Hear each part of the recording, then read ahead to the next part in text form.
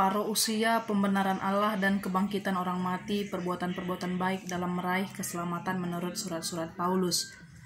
Peringatan Hari Reformasi beberapa waktu lalu mengingatkan kita antara lain kepada perlawanan Luther terhadap penjualan indulgensi atau surat pengampunan dosa.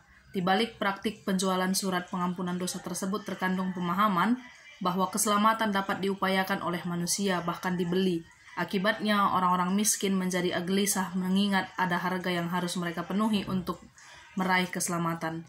Nah, parousia itu adalah sebenarnya salah satu tema penting berkaitan dengan pemahaman mengenai keselamatan adalah penghakiman terakhir yang juga berhubungan dengan kedatangan Yesus yang kedua kalinya, yaitu yang disebut dengan parousia. Dalam 1 Tesalonika, Paulus secara terbuka menjelaskan keyakinan bahwa kedatangan Yesus yang kedua akan segera terjadi dan itu berkaitan dengan hari Tuhan. Besar kemungkinan bahwa penjelasan-penjelasan Paulus tentang hari Tuhan dan penghakiman Allah adalah bagian dari retorikanya dalam meyakinkan jemaat-jemaat untuk hidup kudus dan benar, bukan semata-mata meraih kehidupan setelah penghakiman nanti, tetapi saat itu juga. Nah, yang kedua itu pembenaran Allah. Upaya Paulus untuk menekankan kualitas moral dalam perbuatan orang-orang Kristen sebagai yang harus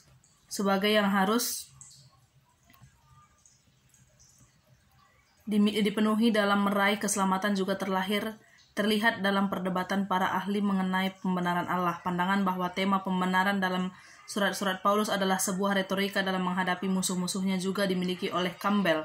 Berdasarkan telaah semantik dan kunci pemahaman kristologis terhadap penggunaan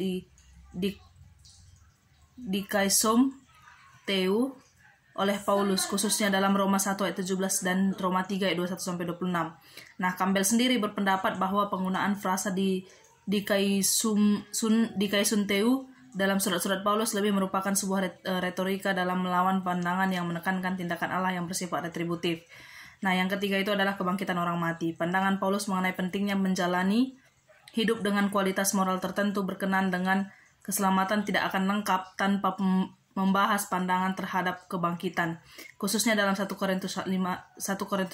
Tema umum dari 1 Korintus 15 adalah kebangkitan. O'Connor menjelaskan bahwa walaupun bagian ini ditempatkan pada bagian akhir, tetapi bukan berarti tidak penting. 36 para orator ulung biasanya menempatkan hal-hal yang dianggap penting pada bagian awal atau akhir dari percakapannya.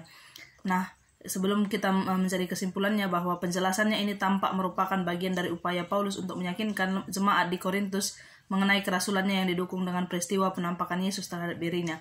Nah, yang menjadi kesimpulan adalah yang menjadi landasannya dari penjelasan ini adalah apa yang dikatakan dalam Yakobus 2 ayat 20 bahwa iman tanpa perbuatan adalah iman yang kosong. Kepercayaan gereja kepada Yesus Kristus sebagai Tuhan dan Juru Selamat harus dinyatakan melalui serangkaian perbuatan-perbuatan baik yang tujuannya adalah perubahan dalam kehidupan sosial dan politik masyarakat tempat gereja hadir saat ini.